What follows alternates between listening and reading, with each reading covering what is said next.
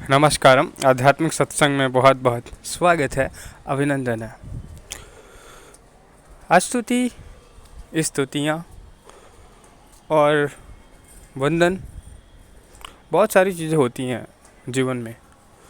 जब आप बहुत से लोगों से मिलते हैं या फिर खुद से मिलते हैं तो ये भी इम्पोर्टेंट होता है कि आप किस प्रकार से अपने आप को एप्रिसिएट कर रहे हैं, कैसे आप अपने आप को खुद को दिखा रहे हैं, खुद की दृष्टि कैसे खुद के लिए रख रहे हैं।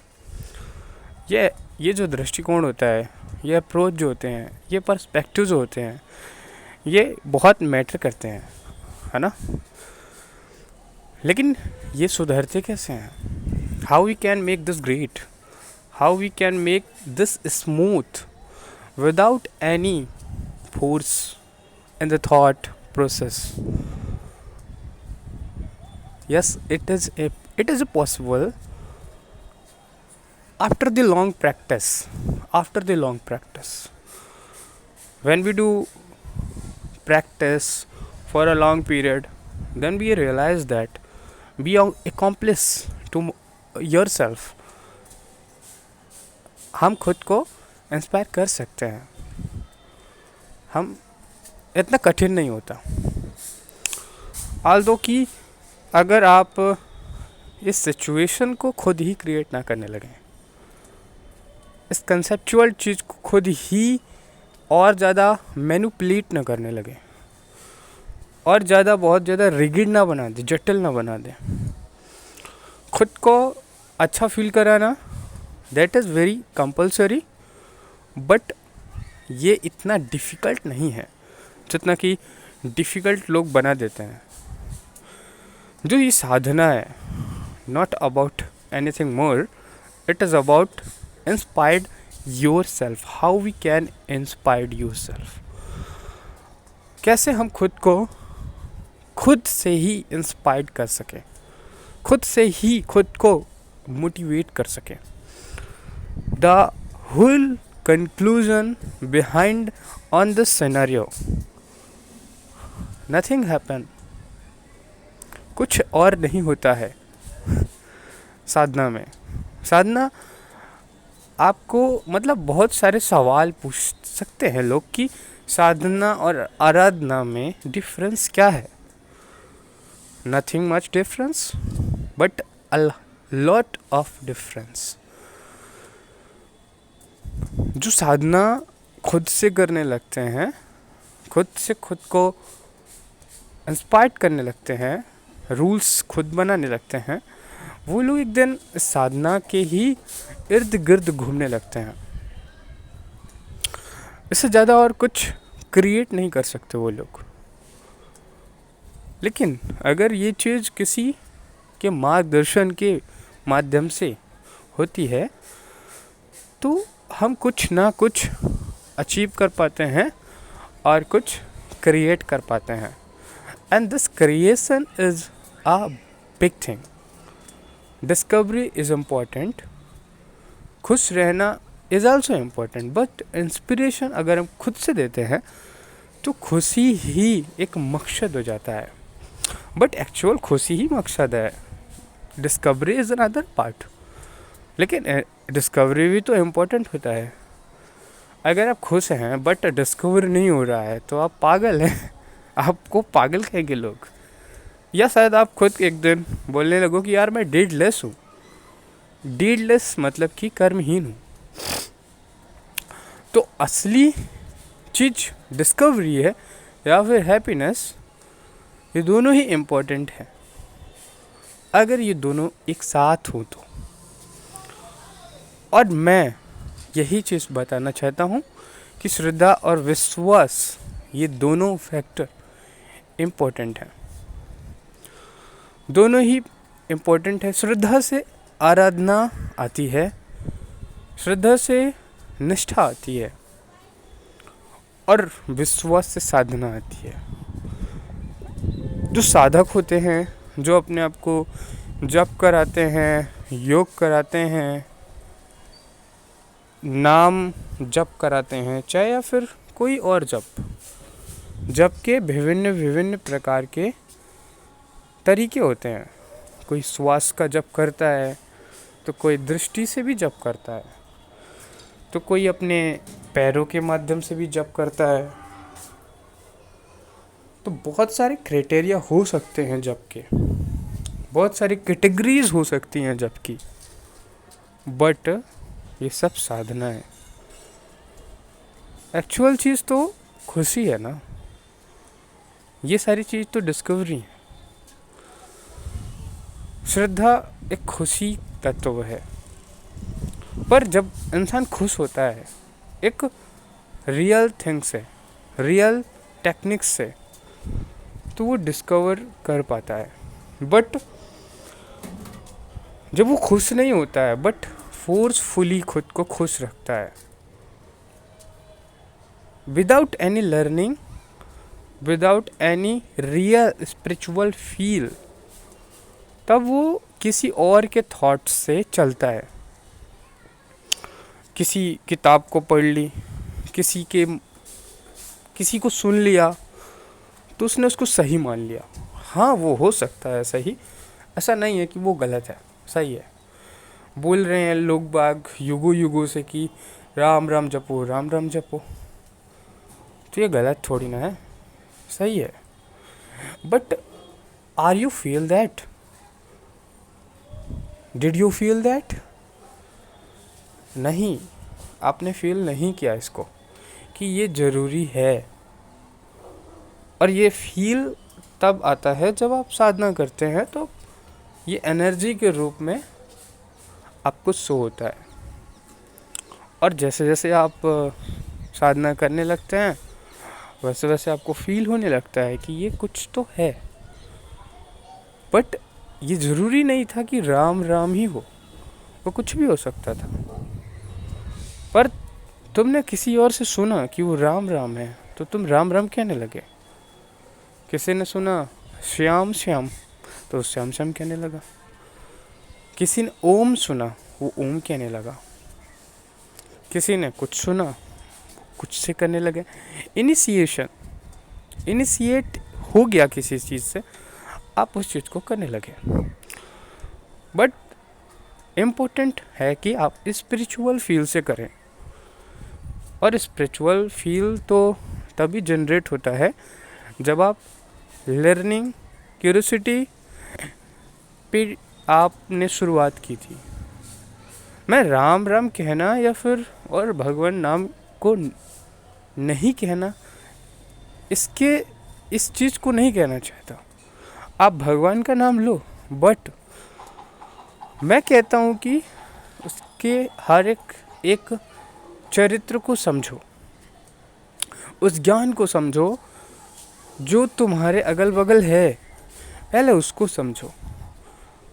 डायरेक्ट भगवान के आश्रय में जाने की सोच रखना गलत नहीं है, बट क्या ऐसा नहीं लगता है कि जो सिचुएशंस आप हैंडल कर सकते हो, हम क्यों भगवान पर उन सिचुएशन को थोपें?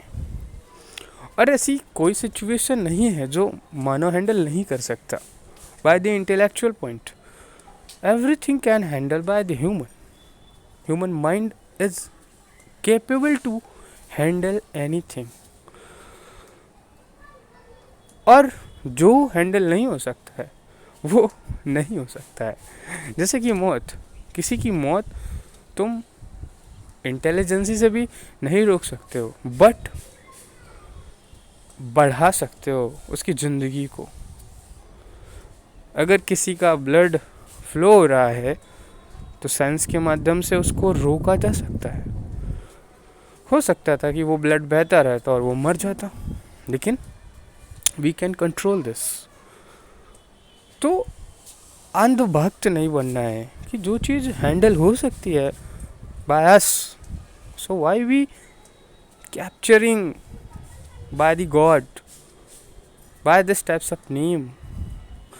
और अगर आप इस छोटे छोटी चीज़ों को उस तरीके से हैंडल कर रहे हो, तो कुछ और नहीं, तुम उस स्ट्रॉन्ग पावर को वीक कर रहे हो।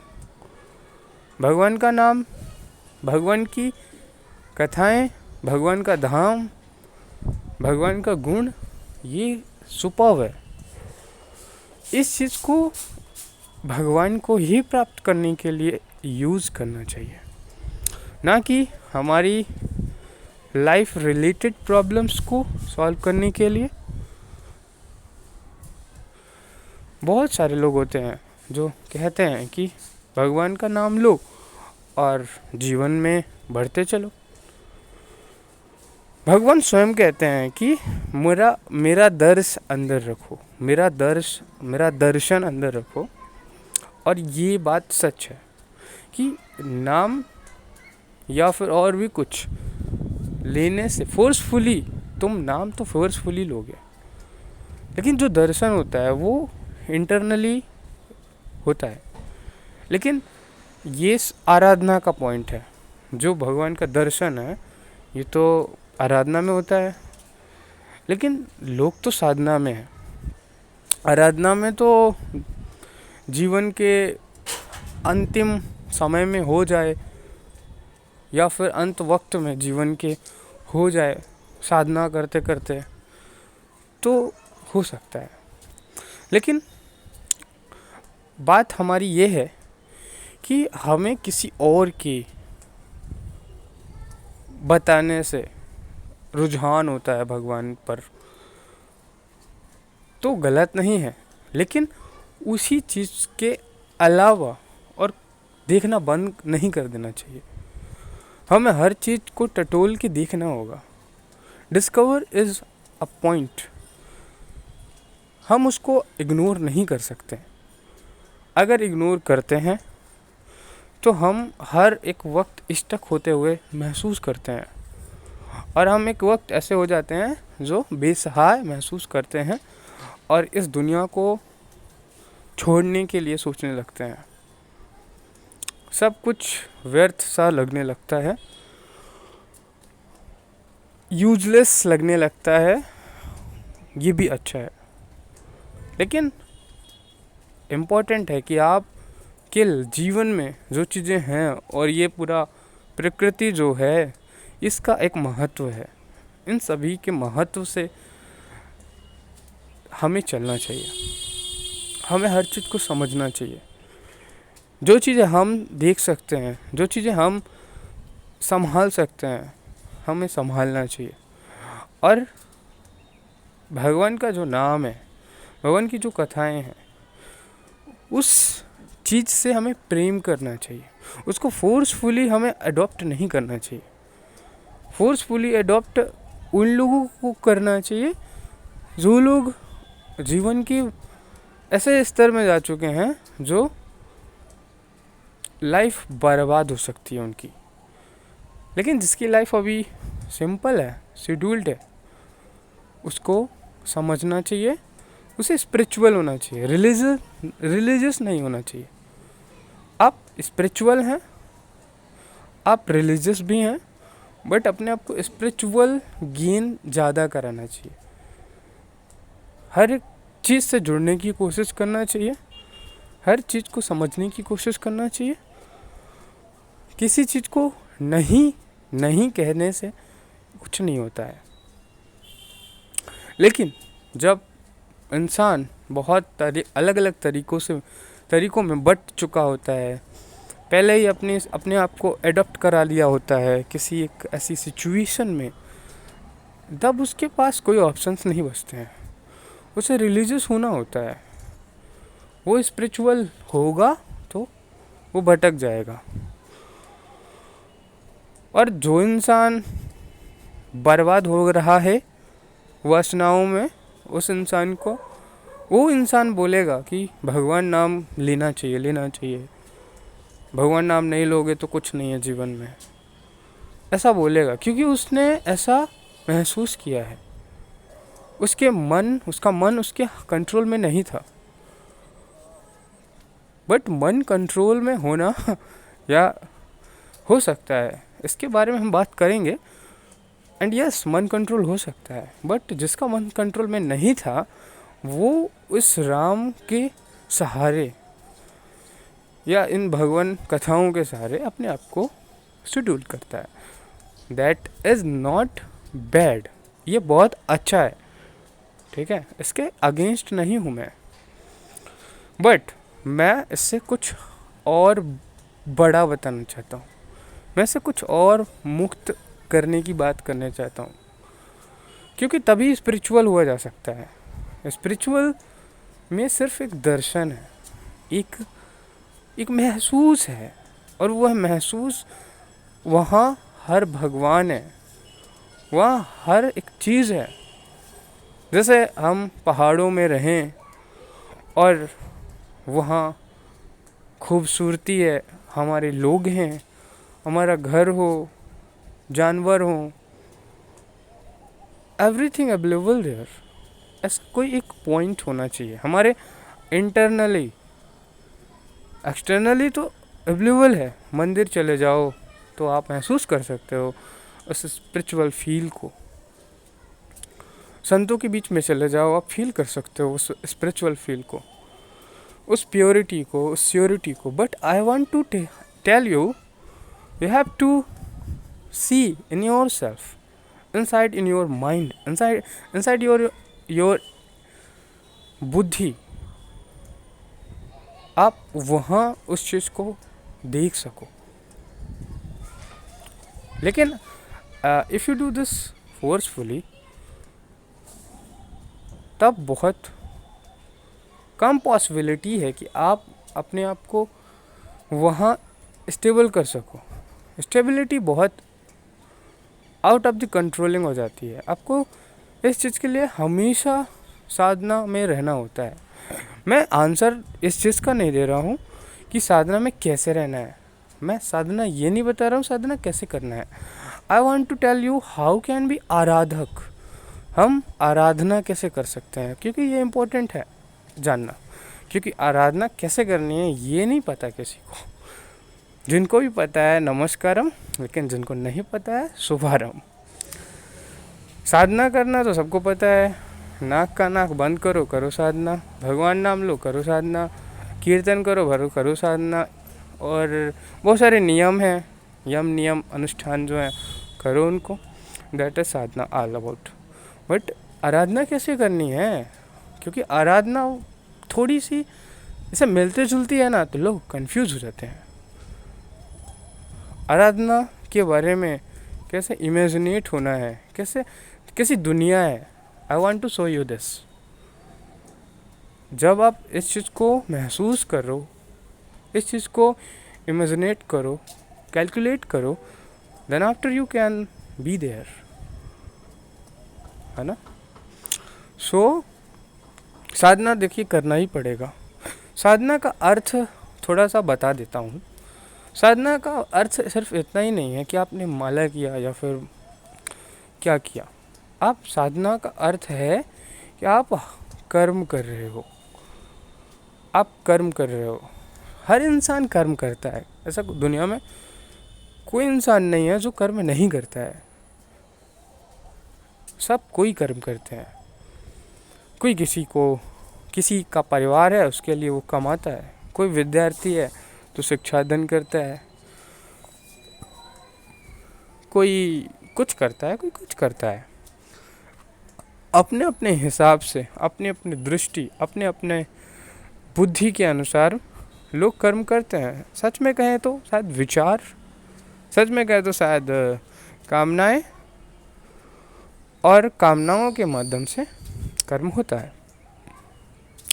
कर्म क्या है, कर्म कैसे होता है, कैसे सुप्रीम हो सकता है, we will discuss all about that. But अभी हम साधना की बात कर रहे हैं कि साधना ये सिर्फ और सिर्फ कर्म है और कुछ नहीं। कर्म ही साधना है ना, कर्म ही पूजा है। बट साधना एक थोड़ी सी सुप्रीम चीज़ होती है टू अचीव द गॉड। भगवान को प्राप्त करने के लिए जो कार्य होता है, जो कर्म होता है, हम उसे साधना कहते हैं। साधना में शरीर को साधा जाता है, साधना में समाज को भी साधा जाता है, साधना में हमें हर चीज़ को साधना होता है। साधना मीन्स मैनेज करना होता है, कैसे हम इसे एक प्योर कर सकें, प्योरिटी प्रोवाइड कर सकें। इस मैकेनिज़्म को फॉलो किया जाता है साधना में, और सब लोग अपने अपने हिसाब से करते हैं।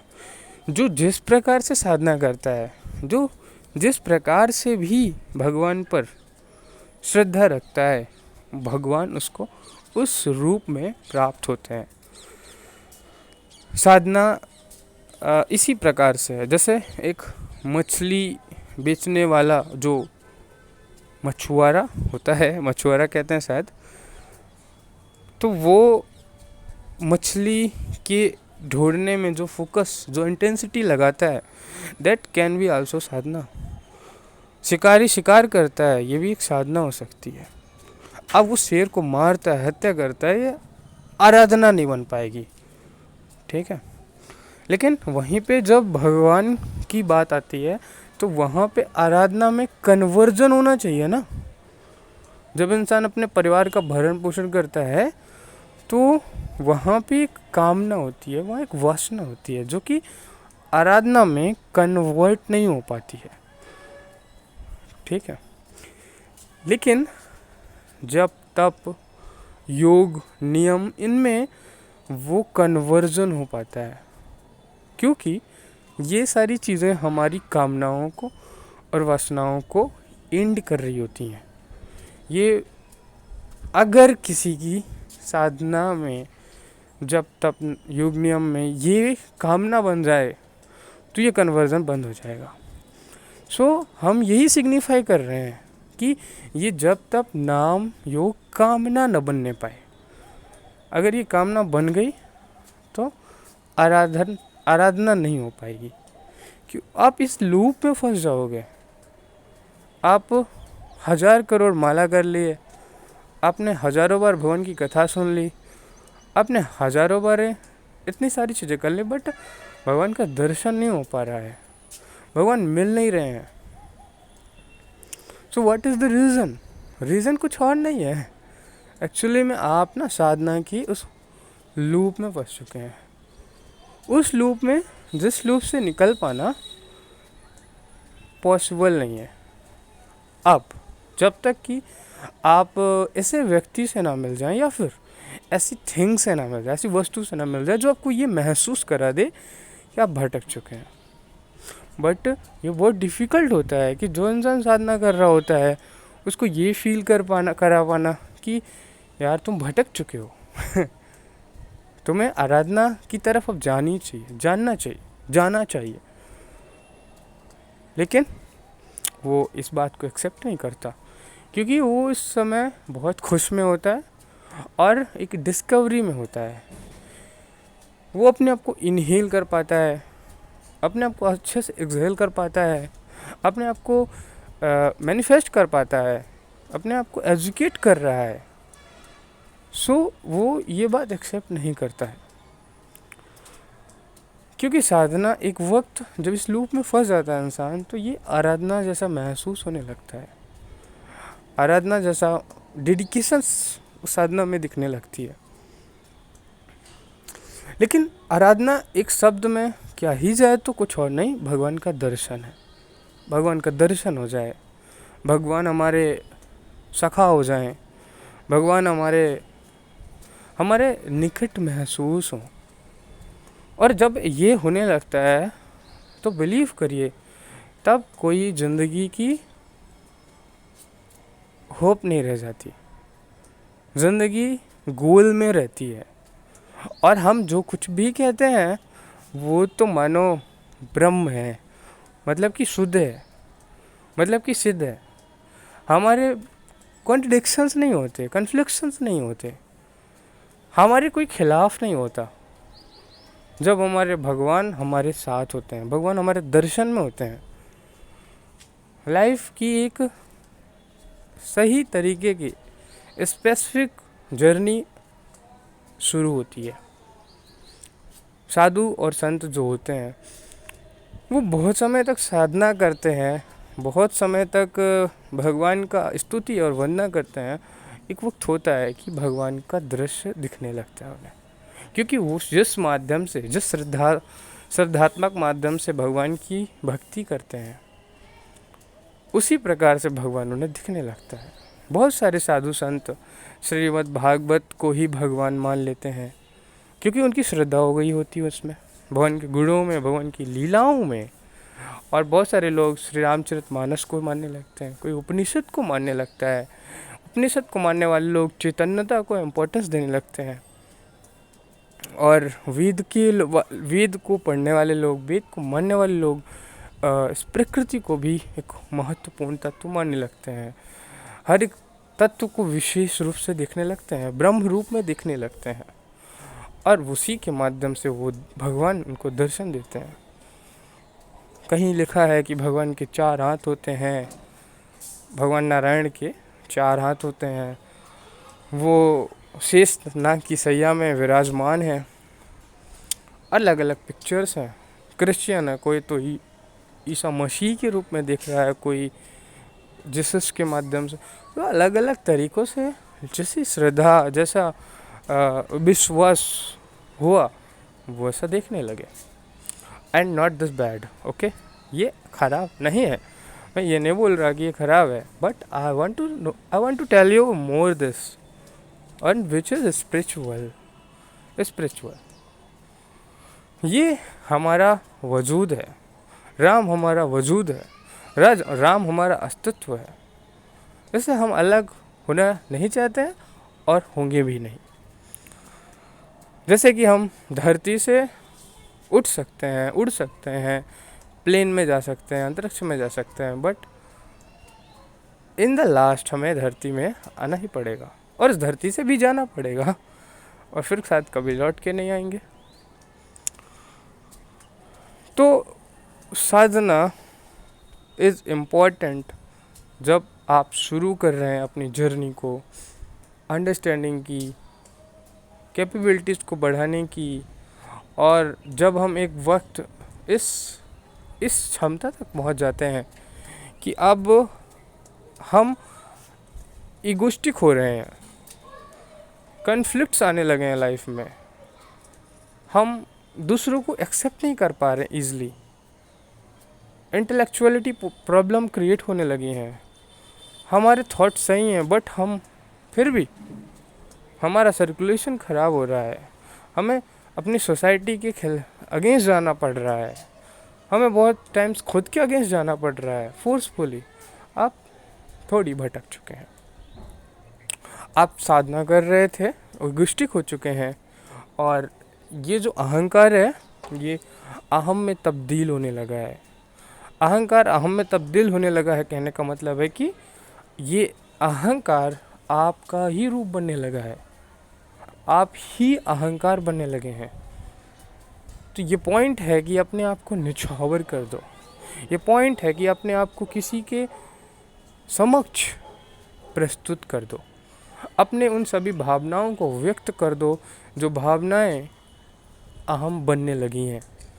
उन सब चीज़ों को बता दो या फिर स्वीकृत कर लो जो हावी होने लगी हैं, जो वो सारी चीज़ें हैं जो पॉजिटिव हैं, जो नेगेटिव है, डजंट मैटर कि वो क्या है। Many times it can be positive also the negative. और वो जो प्रश्न है, वो प्रश्न के उत्तर मिलने चाहिए, और वो प्रश्न के उत्तर मिलते ही हमारे अंदर आराधना व्याप्त होने लगती है, फैलने लगती है। उसके बाद जब आराधक हो जाते हैं, तब भगवान का आदिभूत बनने लगता है, और जो अध्यात्म है, वास्तविक अध्यात्म है, वो प्रकट हो जाता है। वो जैसे ही प्रकट होता है तैसे ही आत्म दर्शन होता है।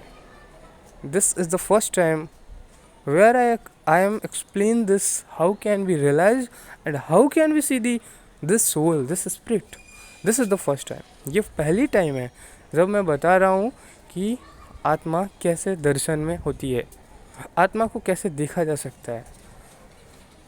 जो हमारे हृदय में विराजमान है, जो आदिभूत है, जो अध्यात्म है, एक्चुअल में जो आत्मा है यही अध्यात्म है। इस मन, बुद्धि, शरीर, संसार, प्रकृति, जगत, इन सब का अध्ययन करते हुए आफ्टर द एंड हम इस अध्यात्म को जान पाते हैं। और सच में ये बताते हुए तो मधुरता है ही, लेकिन जब ये अंदर दृश्य होता है, सामने समक्ष होता है, तो वंडरफुल रियलिस्टिक रिकॉग्नाइजेशन होता है, इमेजिनेशन होता है, और फिर तो सब कुछ वैल्यूएबल भी है और अनवैल्यूएबल भी है। तो आराधना के बाद भी एक थोड़ा सा जंप है, थोड़ा सा इसमें भी पीछे आ जाने की डर है। इसलिए आराधना के बाद भी हमें आध्यात्मिक होना होगा, बट उसका कोई चिंता नहीं है, क्योंकि आराधना में भगवान संभाल लेते हैं। उसके बाद ईगो नहीं आता। साधना में ईगो आ जाता है, साधना में ईगो का गो हो जाता है, और ईगो चला जाता है। ठीक है, ईगो चला जाता है मतलब कि शायद ई से इमोशनल और इमोशनल चला जाता है। जो हमारा भाव होता है ना, एक सच में ईगो जो होता है वो कुछ और नहीं, हमारे भाव होते हैं। जैसे छोटा बच्चा है, उसको सामने बिस्किट रखो तो दौड़ा चला आता है।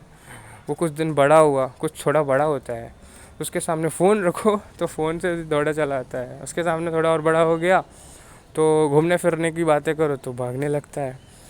तो ये जो हमारे भाव के जो सिम्टम्स हैं, ये जुड़ने लगते हैं ना, तो ये ईगो होता है। बहुत सिंपल डेफिनेशन है, कुछ और नहीं। हम जहाँ भी अपने आप को बैठाना चाहते हैं, जहाँ भी अपने आप को हम रोकना चाहते हैं, यही है हमारा अहम, यही है हमारे अहंकार। हमें मुक्त होना होगा। हमें किसी भी अगर कोई पानी दे रहा है तो पानी पी लो, अगर आपके पास पानी है तो आप पानी पी लो। अगर कोई जूस दे रहा है तो जूस पी लो, आपके पास जूस है तो जूस पी लो। ऐसा नहीं कि हम तो यही पिएंगे, हम तो यही करेंगे, हम तो अपना तो ऐसे है ऐसा नहीं, ये खराब चीज़ होती है। जो साधना वाले लोग हो जाते हैं वो इतने कॉन्फिडेंट हो जाते हैं, और इतने ज़्यादा अनरियलिस्टिक हो जाते हैं, प्रैक्टिकल हो जाते हैं। एक्चुअली में इतने प्रैक्टिकल और मोर ओवर कॉन्फिडेंस से कहते हैं। ये थोड़ा सा ना प्रॉब्लमेटिक होता है कि मैंने सोचा है कि मैं बुगाटी लूँगा, ऑडी लूँगा, ब्लोरो में नहीं चलूँगा, ब्रेजा में नहीं चलूँगा, फॉर्चूनर में नहीं चलूँगा। अब तो हम बुगाटी में चलेंगे, हम तो अब लंबरगिनी में चलेंगे। यार ये ऐसा नहीं है। आपको जो मिला है स्वीकार करिए, एक्सेप्ट करिए। एक्सेप्टेंस बहुत इम्पोर्टेंट है आराधना में। साधना में भी इम्पोर्टेंस है, बट आराधना में इस चीज़ की बहुत बड़ी वैल्यू हो जाती है। क्यूरियोसिटी की बहुत बड़ी वैल्यू हो जाती है, क्योंकि ये क्यूरियोसिटी है, एक्सेप्टेंस है। जब हम साधना में चले जाते हैं ना, तो ऐसा लगने लगता है कि वी अचीव एवरीथिंग, हमने सब कुछ पा लिया है। हमें लगने लगता है कि हम जो है ना, ये एक्चुअल में यही ही इम्पोर्टेंट है, यही विचार इम्पोर्टेंट है, यही चीज़ सबसे बड़ी है। लेकिन नहीं ना, कुछ अपने आप को सोचाओ, अपने आप को विचार कराइए कि कुछ और ज़्यादा हो सकता है। हमें सत्संग करना चाहिए। सत्संग की इम्पोर्टेंस सच में अध्यात्म में भी चले जाने के बाद भी बनी रहेगी। सत्संग करते रहना चाहिए। सत्संग तो यहाँ तक जब भगवान है तो उनको भी करना पड़ता है। भगवान भी सत्संग करते हैं, सत्संग में झूमते हैं। श्रीमद् भागवत में लिखा है कि जहाँ श्रीमद् भागवत के महात्म में जहाँ भी श्रीमद् भागवत होती है तो भगवान का प्रतिष्ठापन होता है। भगवान को कथा सुनाने के लिए सुखदेव, परीक्षित, भगवान, हनुमान जी, जब श्री कृष्ण गीता कह रहे हैं तो हनुमान जी ध्वजा के रूप में हनुमान जी हैं। तो जहाँ भी भगवान का कथा होता है, भगवान का सत्संग होता है, भगवान की लीला का सत्संग होता है, भगवान के चरित्र का सत्संग होता है, भगवान वहाँ मौजूद होते हैं। भगवान तो कण कण में मौजूद है, हरि व्यापक सर्वत्र समाना। हर जगह मौजूद है। परंतु जहाँ भगवान की कथा होती है स्पेसिफिक, वहाँ कुछ ज़्यादा ही भगवान की मौजूदगी होती है, क्योंकि हम उस चीज़ को आंतर रूप से महसूस कर पाते हैं। जैसे कि अगर हम आप मेरी वीडियोस को भी सुन रहे हैं, ये ज़्यादा इम्पोर्टेंट है। जब आप वीडियो सुन के चले जाएंगे तब तो वीडियोस तो कहीं नहीं गया, आपके माइंड में वो बातें तो चली गई, लेकिन जब वीडियो सुन रहे हैं ये थोड़ा सा ज़्यादा महसूस करा रहा है, मेरी वॉइस महसूस करा रही है, मेरा भाव महसूस करा रहा है, मेरी खुशी महसूस कराई जा रही है, आपको सब महसूस हो रहा है। इसी प्रकार से जब भगवान का जो संतों ने इस चीज़ को कितना मधुरता से गाया है और गाते हैं, उस चीज़ को सुनने से भगवान की मौजूदगी अधिक एहसास में आती है। तो सत्संग हमेशा मौजूद रहना चाहिए, इम्पोर्टेंट रहेगा। लेकिन एक वक्त ऐसा साधना में महसूस होने लगता है कि यार ये भी कहीं हटाओ, ये भी समय व्यस्त है, ये भी समय वेस्ट हो रहा है। साधना वालों कर्म में चले जाते हैं, वो कुछ इस प्रकार से प्रैक्टिकल हो चुके होते हैं कि वो थिंक कर रहे हैं जो वही करेक्ट है। ऐसा बहुत बार हो जाता है कि वो लोग प्रेम को भी नहीं समझते हैं, उन्हें ज्ञान भी समझ में नहीं आता, एक वक्त प्रेम भी समझ में नहीं आता, जबकि साधना ज्ञान से ही शुरू हुई थी, प्रेम से ही शुरू हुई थी। अगर वो प्रेम नहीं करते खुद से, साधना कैसे करते? ज्ञान नहीं होता तो कैसे करते? बट एक ऐसा पॉइंट आता है कि वो उन्हें महसूस नहीं होता कि अब ज्ञान की ज़रूरत है, अभी भी ज्ञान की ज़रूरत है, अभी भी प्रेम की ज़रूरत है, अभी भी खुद से और प्रेम करने की ज़रूरत है, दूसरों से और प्रेम करने की ज़रूरत है। वो बहुत भटक जाते हैं।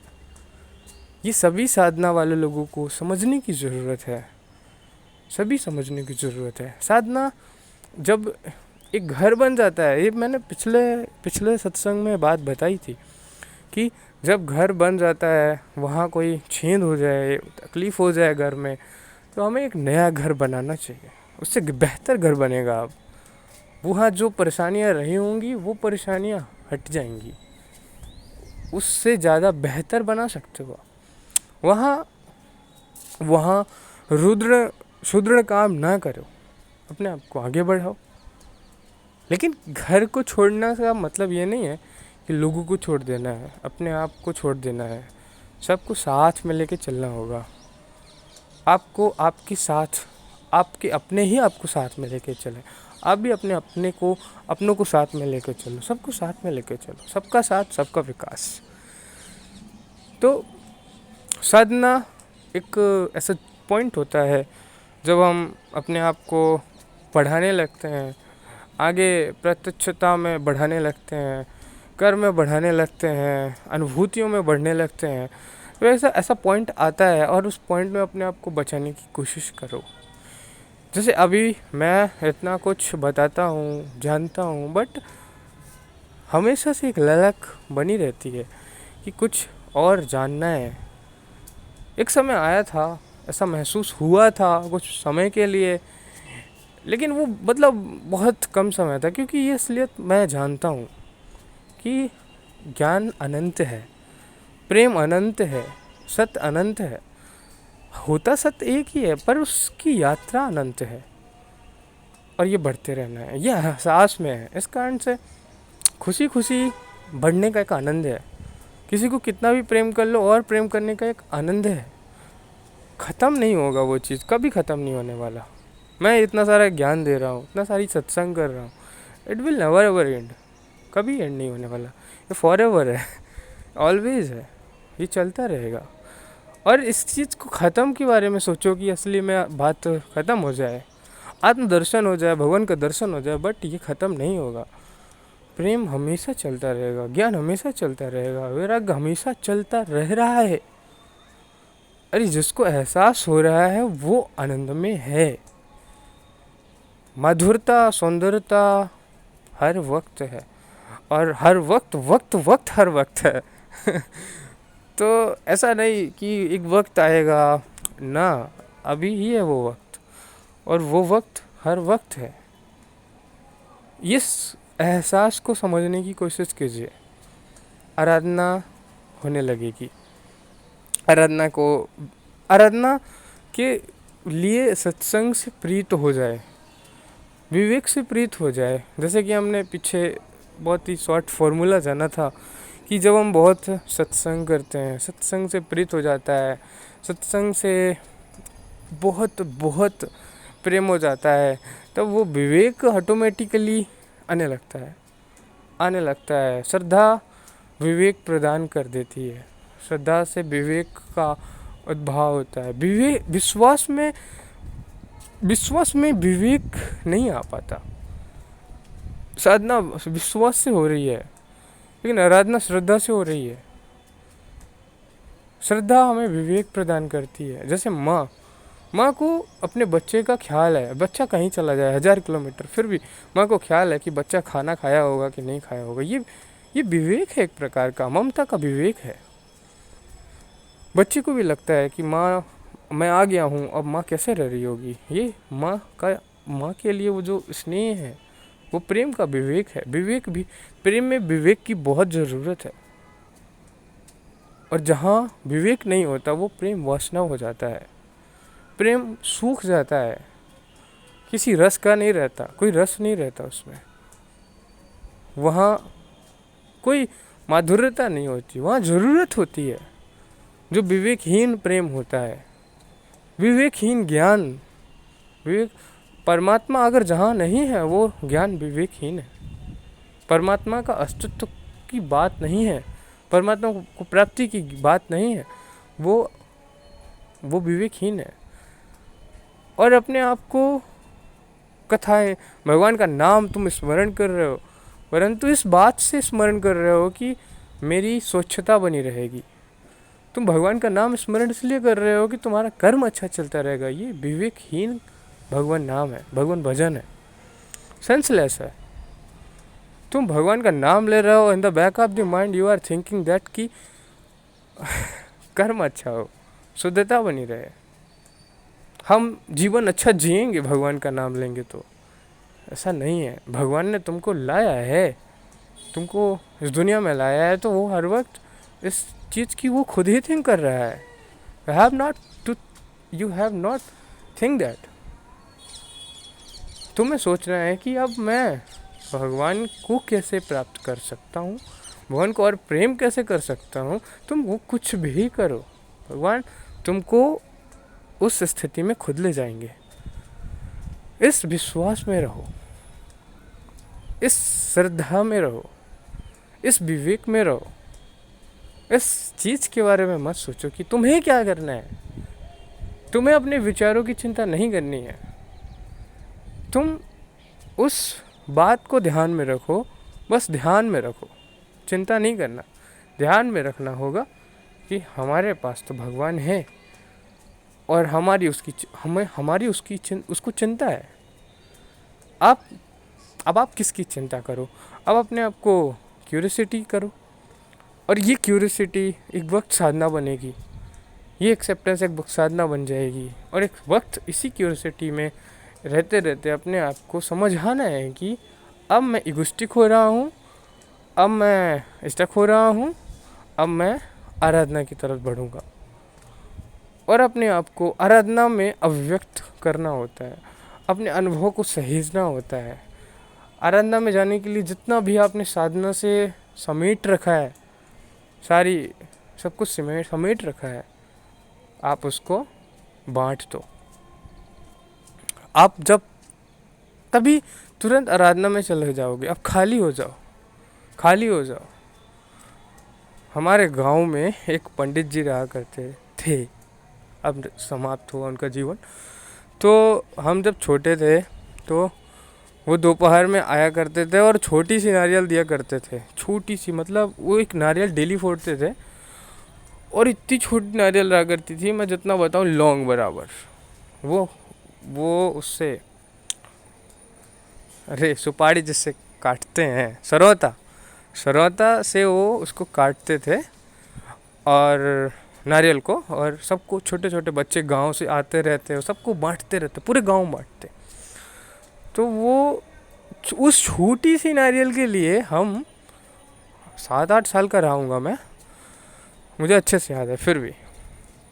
तो मैं उस नारियल के लिए इंतज़ार में रहता था कि वो पंडित जी आएंगे और वो नारियल मिलेगी।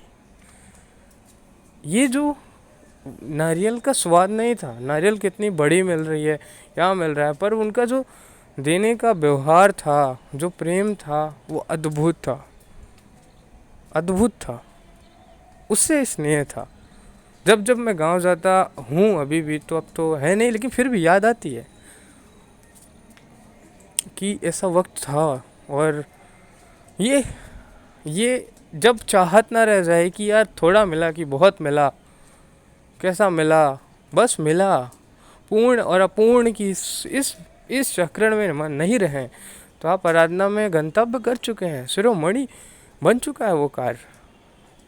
लेकिन ऐसा गिल्ट, ऐसा पछतावा आ रहा है कि यार अभी यार इतना हुआ उतना, तो कहीं ना कहीं आप उस परमात्मा पर विश्वास नहीं कर रहे हैं, आप साधना में स्टक हो चुके हैं, रुक चुके हैं। इसलिए जितना हो जाए almost completed from the my side, और अब भगवान देख लेगा। अगर इस थिंग को आप करते हैं, इस धारा में आप रहते हैं, तो आप आराधना में हैं। लेकिन अगर पूर्ण और अपूर्ण की इस व्यवस्था में जी रहे हैं, तो आराधना में मुश्किल होगी। ज़्यादा और कम के चक्कर में नहीं रहना, जितना हो सकता है, जितना कर सकते हो करो, जितना कर सकते हो करो। उसका ये नहीं है कि तुम कम करो या ज़्यादा करो, कर लिया जितना कर लिया, ठीक है, कोई बात नहीं। हार गए, ठीक है, हार गए, जीत गए, जीत गए। कौन तुमसे हारा, वो हारा, उसको अप्रिशिएट करो। जो जीत गया उसे सीखो, दैट इज़ लर्निंग स्पिरिचुअलिटी। अब मैं अभी मेरी मम्मी क्या करती हैं कि जब वो पूजा करती हैं तो कोई उनको छू दे तो वो गुस्सा होती हैं, ठीक है, इसलिए कि उन्हें लगता है कि वो अपवित्र हो जाएंगी। और ये सभी लोगों का ऐसा मानना होता है कि कोई छू देगा तो पवित्रता आ जाती है। हाँ, ऐसा होता है कि अब कोई नहाया नहीं है, कोई कैसा है आके छू देगा तो वो सामने वाला जो पूजा कर रहा है वो अपवित्र हो जाएगा। तो मैं अपनी मम्मी को ऐसा देखा करता था और मेरे अंदर ये थिंक आई कि यार ये आखिर एक्चुअल में रीज़न क्या है। तो ये बात पता चली कि कुछ और नहीं, बैक्टीरिया का प्रॉब्लम है और मन की पवित्रता से लेना देना है कि सामने वाला कैसा, क्या, कहाँ से आया, कैसे छू दिया, इसलिए वो पवित्रता बना के रखनी है। क्योंकि भगवान के पास ये जाने वाला है ना। मैं अभी भगवान को पूजा करने जा रहा हूँ तो कोई मुझे छुए ना, कोई ऐसा इंसान ना छू दे जो इंसान अपवित्र है, मतलब बैक्टीरिया है उसके पास, वायरस है, या फिर नहाया धोया नहीं, कैसा है, मन से अपवित्र है, तन से अपवित्र है, विचारों से पवित्र है, कैसा पवित्र, दृष्टि से पवित्र अपवित्र है, कैसा। तो इस प्रकार के नियम बना लेने से भगवान को वंदना स्तुति करने में ऊर्जात्मक महसूस होता है। लेकिन ये साधना है ये आराधना, इससे थोड़ा सा बढ़कर है।